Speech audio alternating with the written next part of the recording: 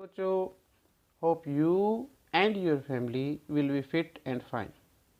बच्चों, आज हम बड़ा ही इंटरेस्टिंग लेसन करने वाले हैं और उस लेसन में हम एक मेले की सैर करने वाले हैं।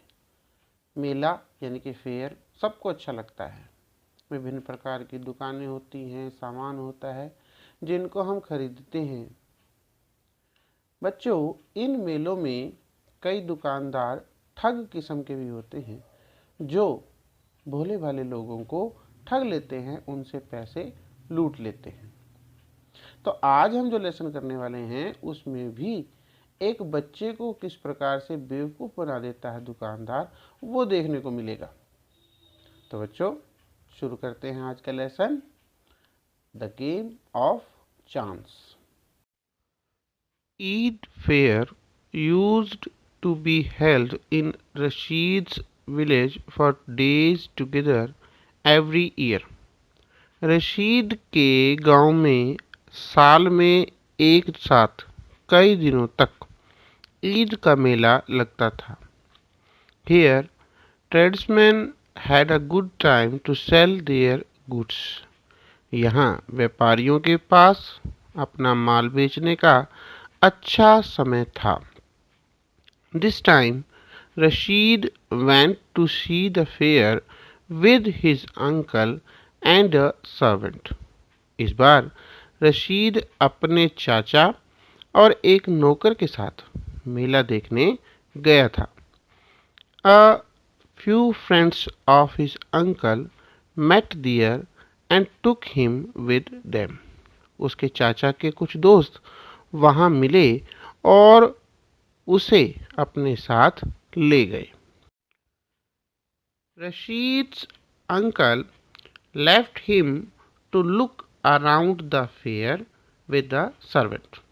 रशीद के चाचा ने उसे नौकर के साथ मेले के चारों ओर देखने के लिए छोड़ दिया। And instructed him neither to buy anything nor to go too far in his absence. और उसे निर्देश दिया कि ना तो वो कुछ खरीदे और ना ही उनकी अनुपस्थिति में बहुत दूर जाए। Rashid gave him a word to do the same. Rashid ने उन्हें ऐसा करने के लिए वचन दिया। Rashid and the servant took a round of the fair.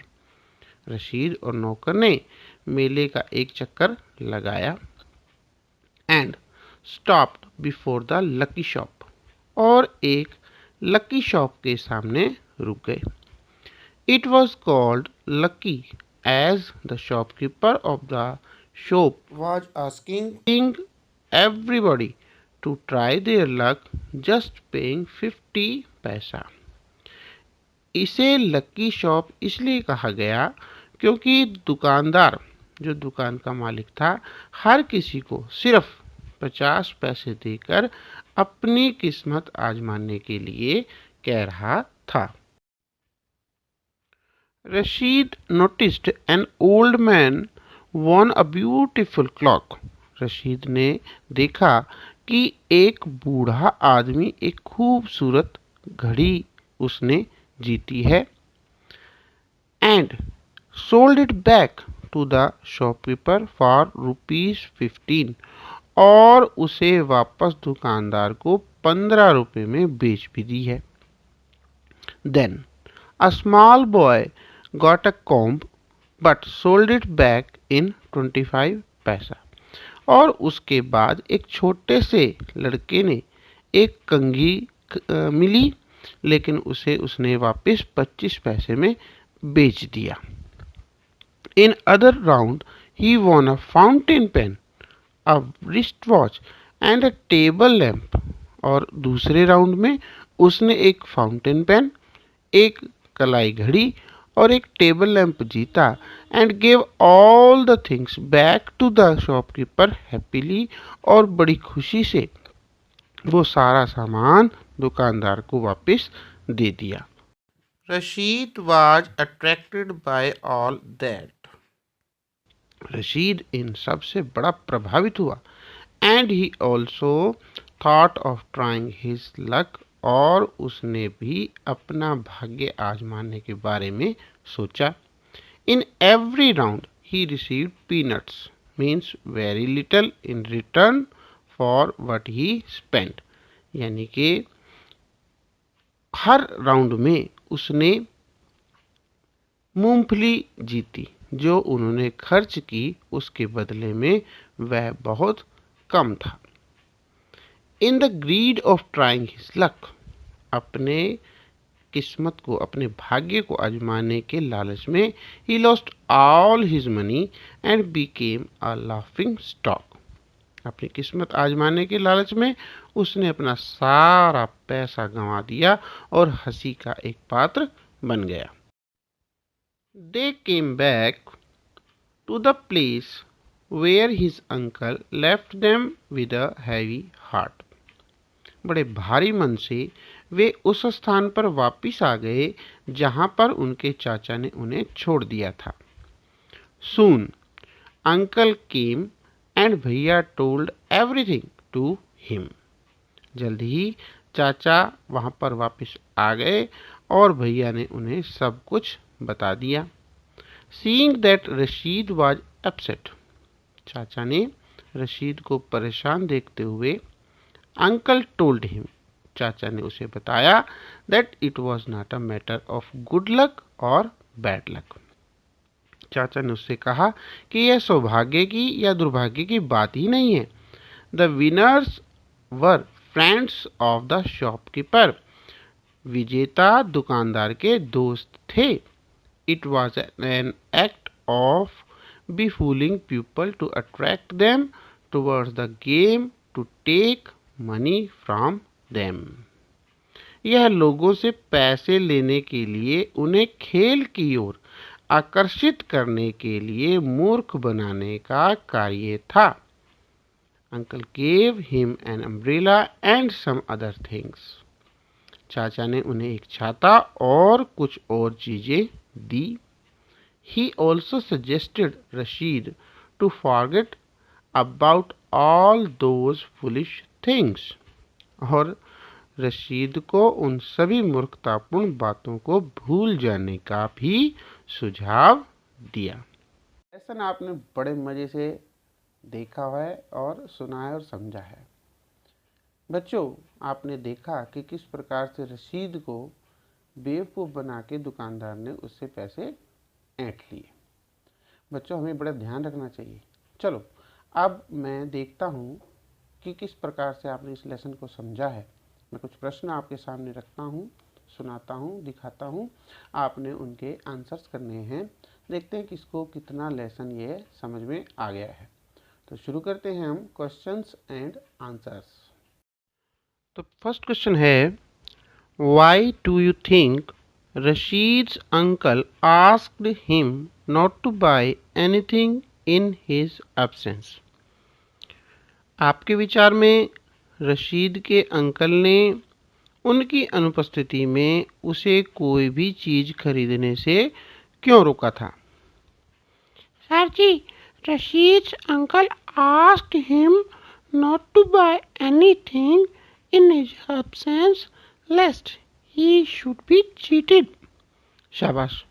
Rashid के अंकल ने उसे उनकी अनुपस्थिति में कोई भी चीज खरीदने से इसलिए रोका था कि वह कहीं धोखा ना खा जाए।